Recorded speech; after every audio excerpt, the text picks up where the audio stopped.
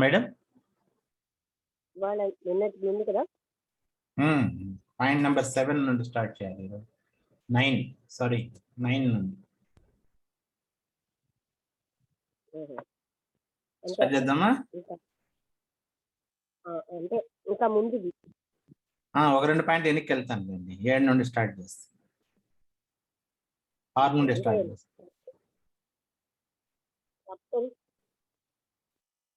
Chapter number 4 7 madam. Chapter number 7 nature of freedom.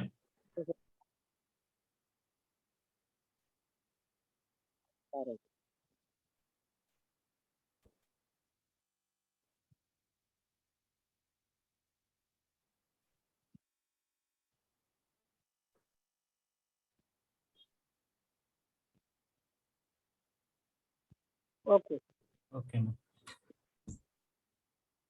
ఓం గురుభ్యో నమః. Dasbodh 25th September 2021, page number 221, point number S9. కాకపోతే మనం point number 6 నుండి start చేస్తాం ఈరోజు. A man thinks, I am a jiva, I have got bondage, I am subject to birth and death, I will suffer the result of what karma I had done. The result of sin is pain and sorrow, the result of good action is happiness, and I have perforce to suffer the results of sin and merit.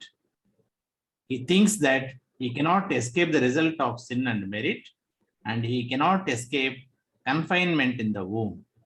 One who has such a fixed concept. Akkadi kaapam nenna he is called tide. ఈ called Tide అంటే Tide అంటే బంధించబడి ఉన్నానని అనిపిస్తుంది. He is in bondage due to his concept that he is a jiva. ఈ point చాలా ముఖ్యం. ఆయన bondage లో ఎందుకు ఉంటున్నాడంటే నేను జీవుణ్ణి అని తన కాన్సెప్ట్ ఉంది, దానివల్ల ఆయన బంధంలో ఉన్నాడు. It is just like the silkworm dying in its own pupae.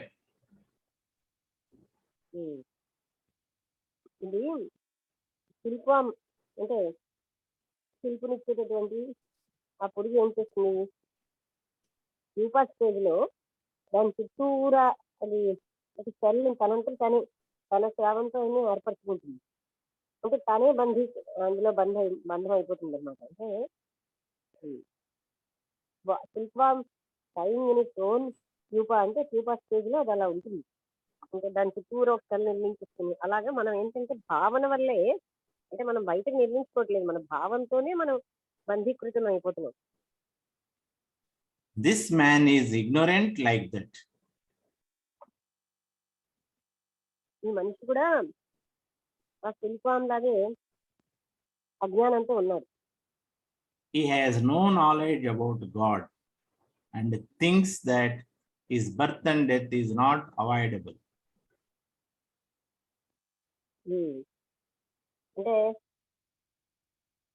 ఆయన హీ హ్యాస్ నో నాలెడ్జ్, భగవంతుడి కోసం ఆయనకి ఏ జ్ఞానం లేదు. తను ఏమనుకుంటాడంటే జన్మ మరణ చక్రాలు ఇంక తప్పించుకోలేనివే అనే భావనలో ఉంటాడు. He thinks, now I will give something in charity, which good deed will be useful in my next birth, and I will be comfortable in my family life.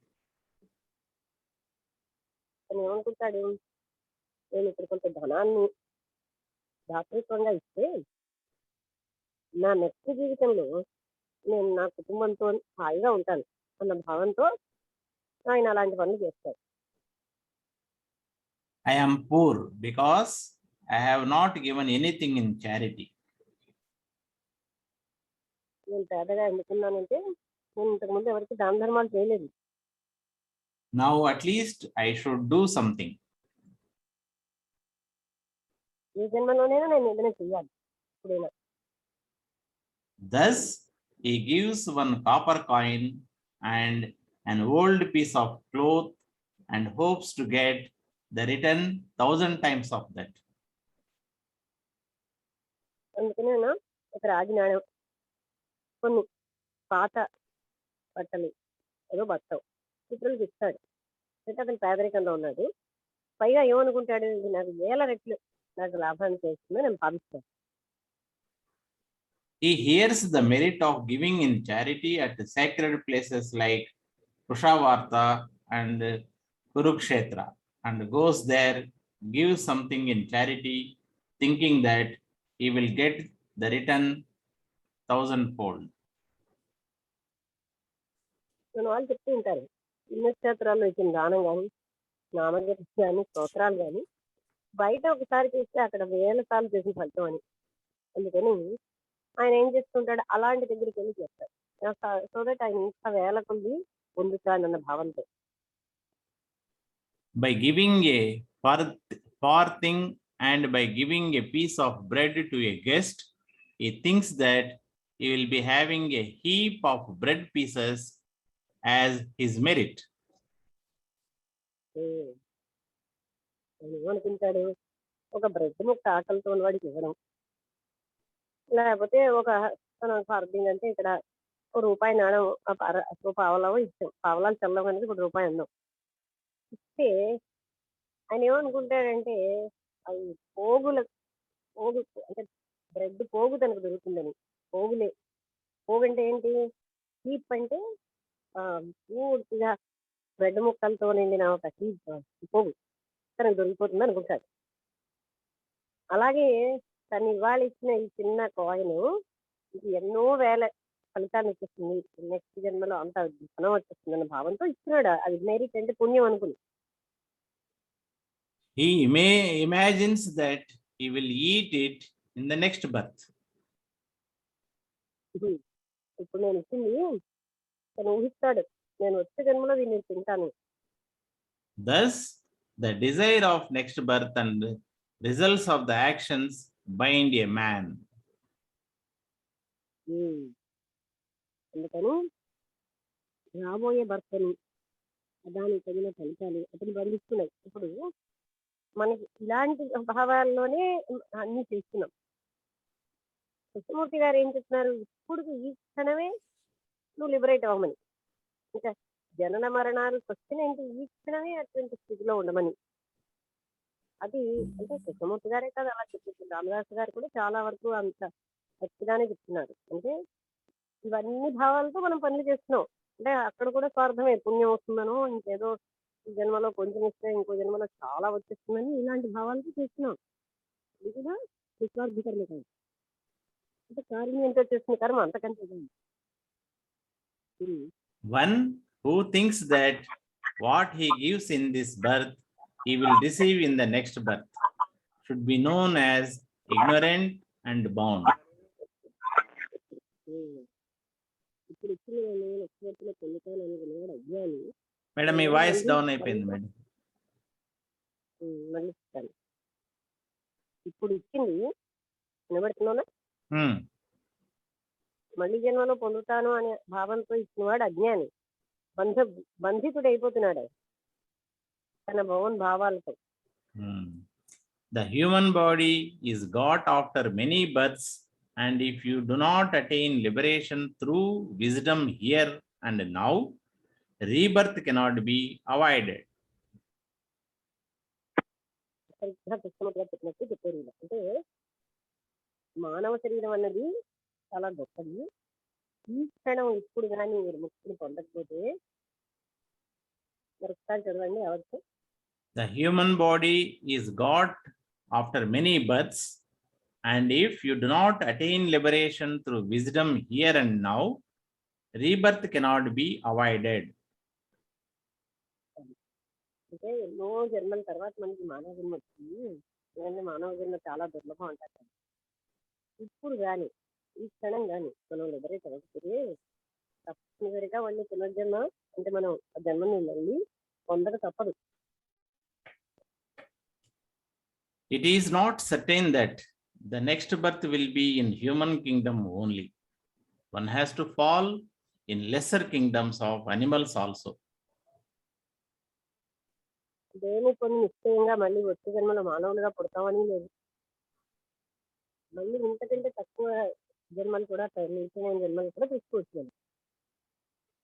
These statements are given in various scriptures written by many wise people. ఇలా ఈ విషయం ఎందరో జ్ఞానులు రాసిన పుస్తకాల్లో ఉంది. It is true that the birth as a human being is really rare. ఈ నిజమైన విషయం ఏంటంటే మానవుడిగా జన్మించడం చాలా అరుదైన విషయం. We get birth as human being only when there is a balance of good actions and sins. మంచి పనులకి పాప పనులకి బ్యాలెన్స్ ఉన్నప్పుడు మాత్రమే మనం మళ్ళీ మానవుడిని ఎక్కగలం. This is said by, sorry, చెప్పండి. ఆ వాక్యం ఒకసారి చదవండి. We get birth as human being only when there is a balance of good actions and sins. అంటే ఈ రెండింటికి బ్యాలెన్స్ ఆఫ్ గుడ్ యాక్షన్స్ కి మంచి పనులకి పాపాలకి బ్యాలెన్స్ ఉన్నప్పుడు మనం మానవుడిని ఎత్తుతాం. This is said by Vyasa in the Bhagavad Purana. ఈ విషయాన్ని వ్యాసుడు భాగవతంలో కూడా చెప్పాడు. శ్లోకం ఉంది మేడం. నరదేహ మాద్యం సులభం సుదుర్లభం ప్లవం సుకల్పం గురుకర్ణధారం మయానుకూలేన నవవస్వతేరిం స్వతేరితం పూమాన్ భవాబ్దింన తరేత్సు ఆత్మః. First of all, the human body is rare to get birth in it. For the next To get birth in it. మానవ జన్మ ఎత్తడమే చాలా అరుదైన విషయం. With Guru as the good captain, it is a good boat which I have guided by fair wind. గురువు ఏమో ఒక మంచి captain గా ఫెయిర్ విండ్ తోటి ఆ బోట్ అంటే అదొక తన శరీరం తన జన్మని బోట్ తో పిలిస్తే మంచి గాలితో ఎంజాయ్ ముందుకు వెళ్ళిపోతున్నారు. A person who does not go to the other shore is committing suicide. ఏ వ్యక్తి అయితే ఆ రెండో తీరానికి వెళ్ళాడో ఆయన ఆత్మహత్య చేసుకుంటున్నారు. The human birth is rare to get. మానవ జన్మ చాలా దుర్లభమైంది. This is the original wish of God to become many, and therefore it is possible. భగవంతుడి యొక్క సహజమైన కోరిక ఏంటంటే ఆయన ఒక్కడు ఎంతో మంది అవ్వాలని కోరుతున్నారు కనుక అది పాసిబుల్, సహజమైన సంభవం. Guru is the captain of this ship who makes it possible for the man to attain happiness. గురువు ఏం చేస్తాడంటే ఈ నావకి ఆనందాన్ని పొందేటట్టుగా చేయగలరు. The man whom God is not helpful is the sinner. భగవంతుడు కూడా ఎవరికైతే సహాయం చేయడో అటువంటి వ్యక్తి ఒక పాపాత్ముడు. He cannot go beyond the ocean of the worldly life. ఈ సంసార జీవితం నుంచి ఆయన బయటకు వెళ్ళలేదు. He should be considered a person who commits suicide. ఆయన ఆత్మహత్య చేసుకున్న వాడితో సరి సమానుడు అని చెప్తున్నారు. నిజంగా ఆత్మహత్య చేసుకుంటారంట. అంత అతను ఎలాంటి స్థితిలో ఉందో ఈయన స్థితి అంతే. Without knowledge, a man has to go through the cycle of 84 lakhs of births and deaths, and he commits so many suicides. జ్ఞానం లేకుండా 84 లక్షల పుట్టుక చావులు అయ్యాక అంటే ప్రతి దాంట్లో అంటే జ్ఞానం లేకపోవడం వల్ల ఆయన సూసైడ్ చేసుకున్నట్టుగా అంటే ఆత్మహత్య చేసుకున్న వాడికి సమానం. Therefore, he is so called. అందుకే ఆయన అలా పిలువబడతారు. In the human body, if you have no knowledge, you cannot avoid births and deaths in many lower categories. మానవ శరీరంలో ఉండి నిజమైన జ్ఞానం పొందకపోతే దేశీ జన్మలు ఎక్కడ తప్పదు. These categories are bear, monkey, dog, pig, horse, bull, he buffalo, and donkey. ఇంకా list ఉంది madam. Crow, cock, fox, and cat, as well as chameleon, frog, and fly. తెలుగులో చెప్పాలంటే కొంచెం అంటే కోటి మనిషి కాకి అంటే ఎన్నో పక్షులు జంతువులు ఒకటి చెప్పండి మరి చెప్పండి. Without self, చదవనా మేడం? తెలుగులో చెప్పాలా అక్కర్లేదా? అదే వింటున్నారు కదా మేడం, ఇంకా వాటి పేర్లు అందరికి తెలిసేమో మరి. చెప్పండి. అన్ని గుర్తుపెట్టుకోలేదు. బియర్, మంకీ, డాగ్, ఎలుగుబంటి, కోతి, కుక్క, పిగ్, హార్స్, బుల్, పంది, గుర్రం, ఎద్దు, he buffalo, and donkey. he buffalo అంటే పురుష గేదె అంటే వాళ్ళు ఏమంటారండి? దున్నపోతు మేడం. దున్నపోతు అంటారు. దున్నపోతు ఇంకా he buffalo, గాడిద, crow, cock, fox, కాకి, కోడి, నక్క, and cat, పిల్లి మొదలైన జంతువులు జన్మలు, as well as chameleon. ఊసర వెళ్ళి మొదలైన అంటే నీచ స్థితిలో ఉన్న జన్మలు అంటే ఇవన్నీ పొందే అవకాశం ఉంది అని చెప్తున్నాను. frog and fly. కప్ప, ఈగ.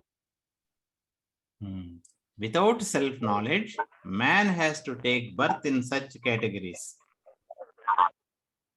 ఆత్మజ్ఞానం లేకపోతే మనిషి అలాంటి వాటిలో ఏదో ఒకటిగా జన్మించింది. So it is a foolish person who nurtures hope for next birth. ఎందుకంటే కేవలం మూర్ఖుడు మళ్ళీ అంటే వచ్చే జన్మలో అని ఆలోచిస్తాడు. నెక్స్ట్ బర్త్ కోసం జ్ఞానం అయితే ఆ బర్త్ లేకుండానే చేసుకుంటాడు. He is not ashamed of trusting that he will again be born as human being only after his death. ఆయనకేమో ఏ రకం సిద్ధి లేకుండా చనిపో కూడా మనిషిగానే పుడతాను ఫీల్ అవుతుంటారు, చెప్తుంటారు. How can you be sure that your merit is enough for you to take human birth? ఈ పుణ్యం మానవుని ఉపయోగించాల్సింది ఉన్నదని మీరు ఎలా చెప్పగలరు? There should not be hope of next birth. మరొక జన్మ కోసం ఆశించకపోవడమే మంచిది. ఆశలు పెట్టుకోకూడదు. Such are the ignorant, stupid persons who create their own bondage and they become their own enemies. అజ్ఞానంతో చేస్తుగా ఉన్న వ్యక్తి ఎవరైతే తన సొంత బంధాన్ని సృష్టించుకున్నాడో ఆయన క్రియేట్ హిజ్ ఓన్ బాండేజ్. తర్వాత ఏంటంటే తర్వాత And they become their own enemies. వాళ్ళకి శత్రువులుగా ఉంటారు. ఇక్కడ శ్లోకంలో ఒక లైన్ ఇచ్చిండారు మేడం. ఆత్మైవ హ్యాత్మనో బంధుః ఆత్మైవ రిపురాత్మనః. కృష్ణుడు చెప్పాడు. రిపు అంటే ఆత్మకు ఆత్మే శత్రువు, ఆత్మకు ఆత్మే బంధువు. By being in the company of a saint, man can cut this bondage created by his own thought.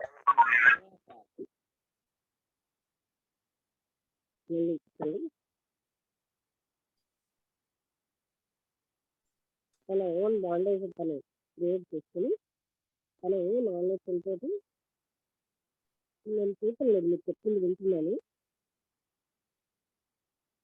Hello. ఒకసారి చదవండి. నేను చూడటం లేదు టెక్స్ట్, మీరు చెప్పింది ఓకే వింటున్నాను. Madam. By being in the company of A Saint, మహాత్ముల సాంగత్యంలో ఉండడం వల్ల man can cut this bondage created by his own thought. తన ఆలోచనతో తను ఏర్పరచుకున్న ఈ బంధాన్ని ఆయన ప్రశంసించుకోగలడు. Listen to the essence of that which is being told. ఇప్పుడు చెప్పిన దాని యొక్క సారాన్ని జాగ్రత్తగా వినండి. The body is made up of 5 elements. శరీరం పంచభౌతికమైనది, పాంచభౌతికమైనది, అంటే పంచభూతాలతో తయారు చేయబడింది. And the whole creation is also made up accordingly. మొత్తం సృష్టి కూడా ఆ విధంగానే నిర్మించబడింది. Which goes on functioning in the form of various things in the world.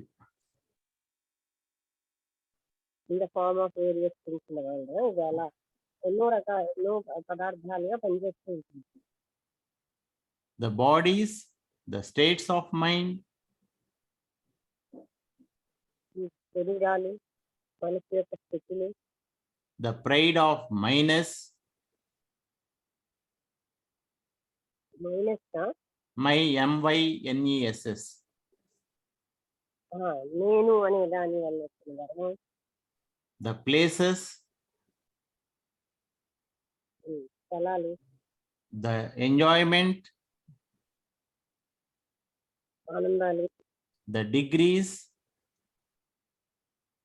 మనకున్నటువంటి స్త్రీలు, the qualities, the strength, etc.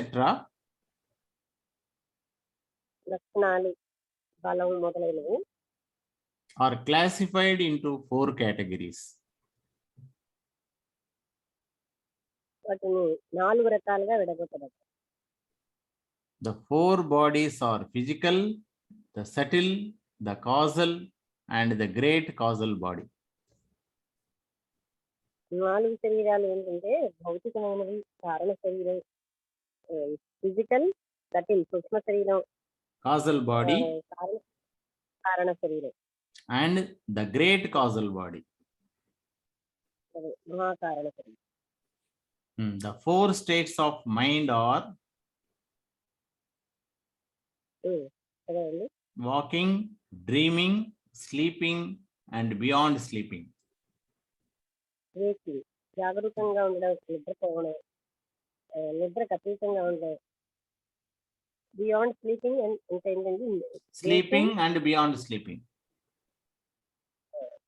నిద్రలో ఉండడం, నిద్రకు అతీతంగా ఉండడం.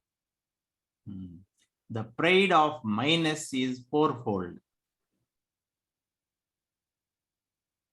ప్రైడ్ ఆఫ్ మైనస్ అంటే నేను అనే భావం యొక్క ఆ గర్వం 4 రకాలుగా ఉంటుంది. Vishwa attached to the physical body. విశ్వ అంటేనా VISHWA ఉంది madam. Vishwa attached to physical body. భౌతిక శరీరానికి విశ్వ అనేది అటాచ్ అయి ఉంటుంది. Tejasa to subtle body. తేజస్సు అనేది సూక్ష్మ శరీరంతో, Prajna to causal body. ప్రజ్ఞ అనేది కారణ శరీరానికి అంటుంది. And Pratyagatma to the great causal body. ప్రత్యేగాత్మ అంటే ప్రత్యేకమైనటువంటి కారణ శరీరం. The 4 places are eye, throat, heart, and head. 4 శక్తులు. ఐ చెప్పండి, కళ్ళు, Throat,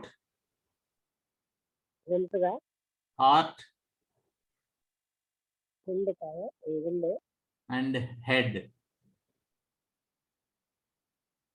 తల. Hmm. ఈ 4 శక్తులు ఉన్నాయి. The 4 senses of enjoyment are 5 ఆనందించే ఇంద్రియాలు ఏంటంటే physical, selective, భౌతికమైనది, ఎన్నుకోబడింది, desire joy and the subtle semblance of joy.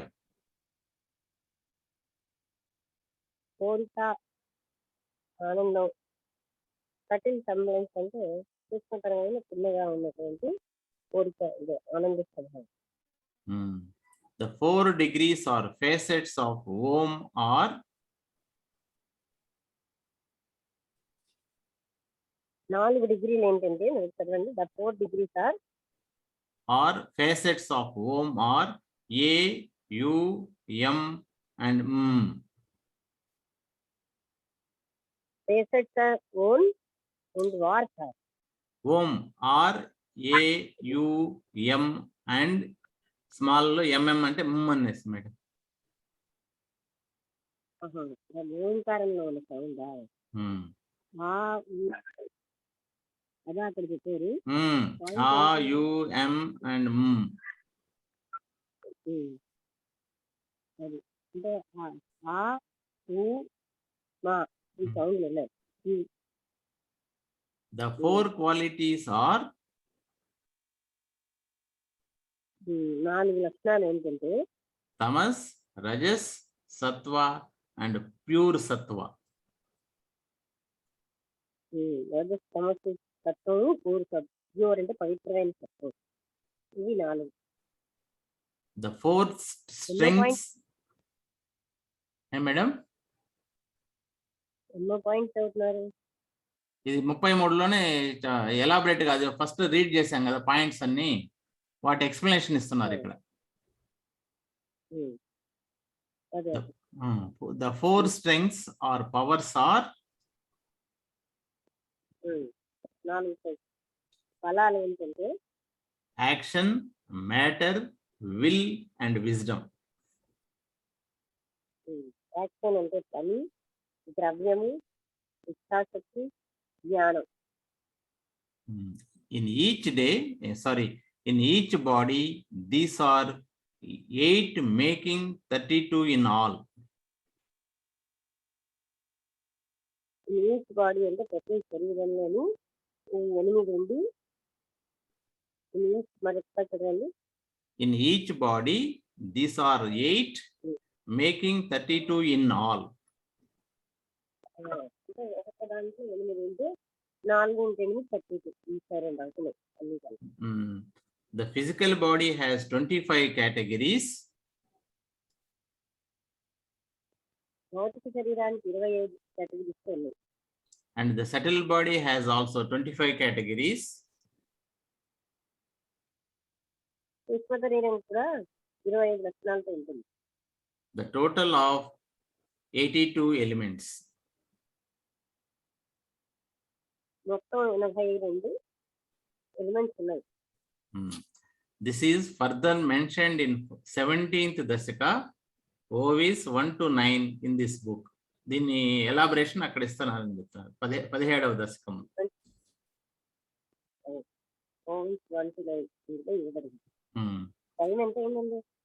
ఇంకా 10 minutes ఉంది madam. So the structure of body as a unit. అందుకని ఈ శరీరం యొక్క నిర్మాణం ఒక యూనిట్ గా, and the universe as the large unit,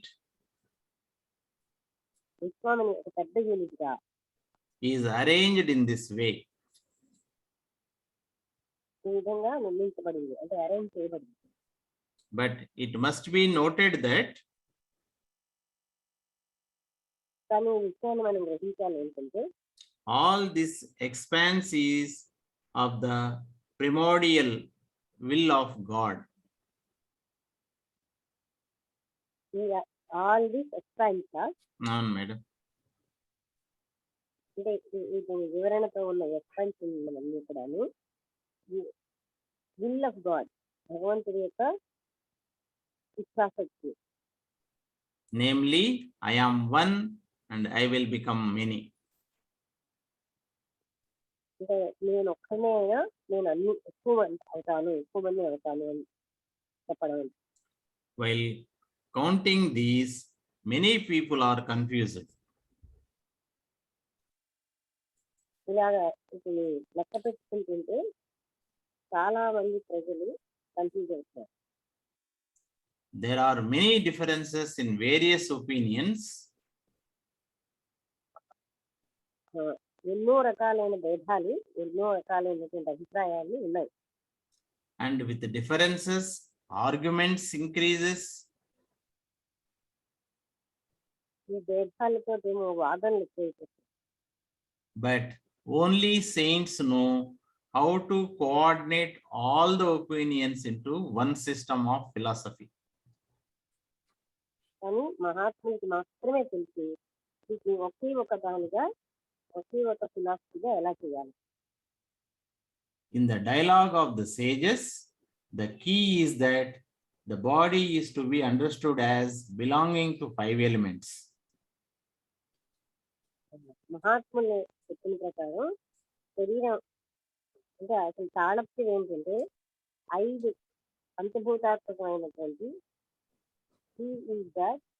the body is to be Understood as belonging to 5 elements. శరీరాన్ని ఎలా అర్థం చేసుకోవాలంటే ఈ పంచభౌతికమైనది అని. And it is the Atman within the body who is the essence. ఇందులో ఉన్నటువంటి ఆత్మే, ఈ శరీరంలో ఉన్న ఆత్మే అసలైన సారమైనది అని. The body dies at the end. శరీరం చివరిలో మరణిస్తుంది. Therefore, it should not be called Atman. ఎందుకంటే దాన్ని ఆత్మ అని మనం అనలేం. In the body, all the elements are included. ఈ శరీరంలో అన్ని రకాలైన ఎలిమెంట్స్ ఉన్నాయి. In the science, the subtle body is described as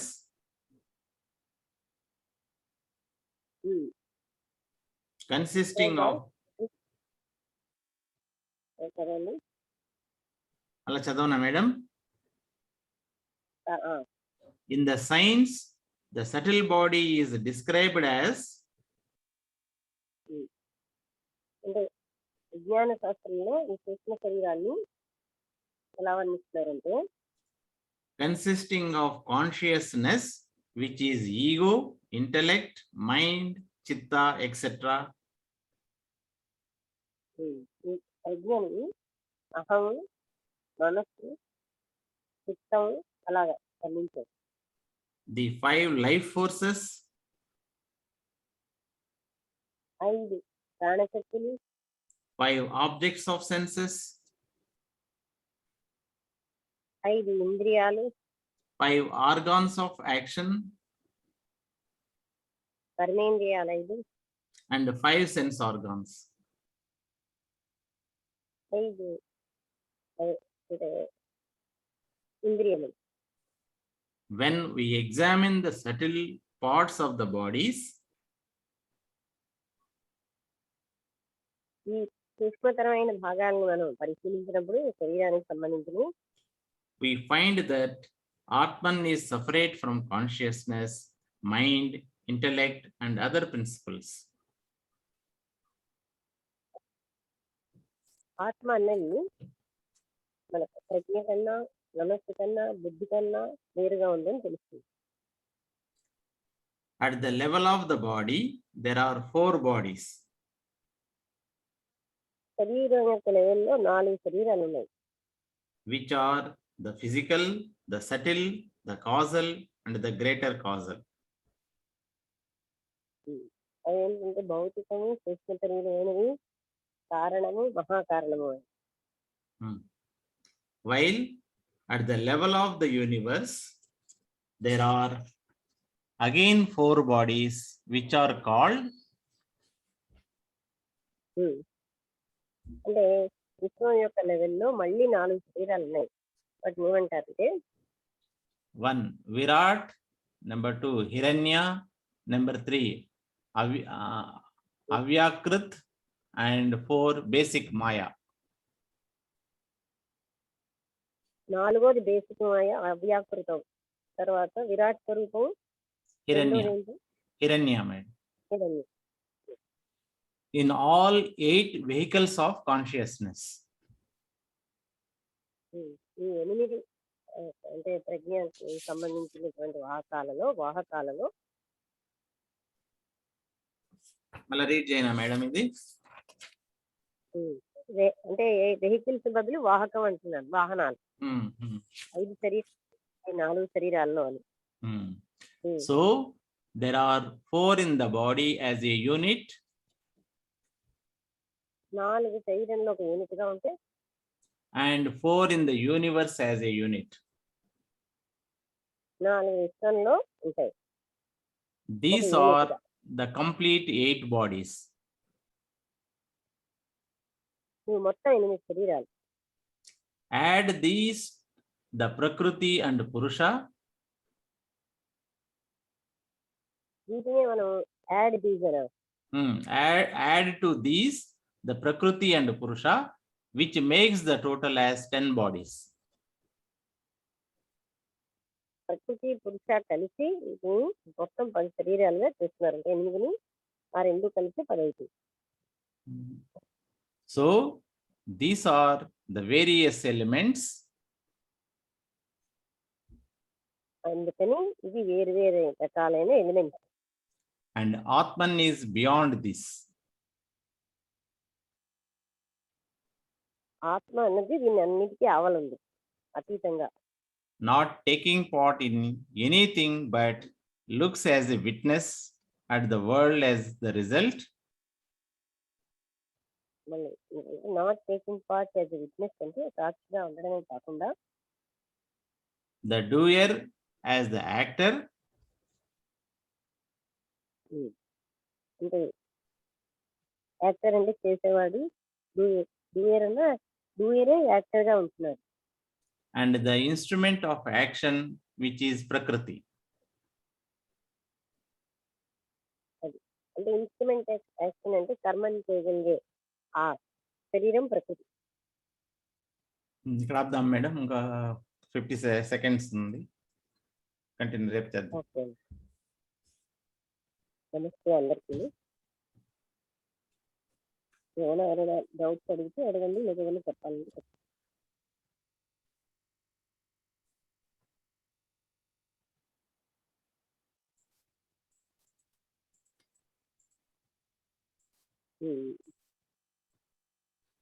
అర్థమైపోతున్నది కదా అందరికి, ఇందులో వివరణ ఎక్కువ అక్కర్లేదు.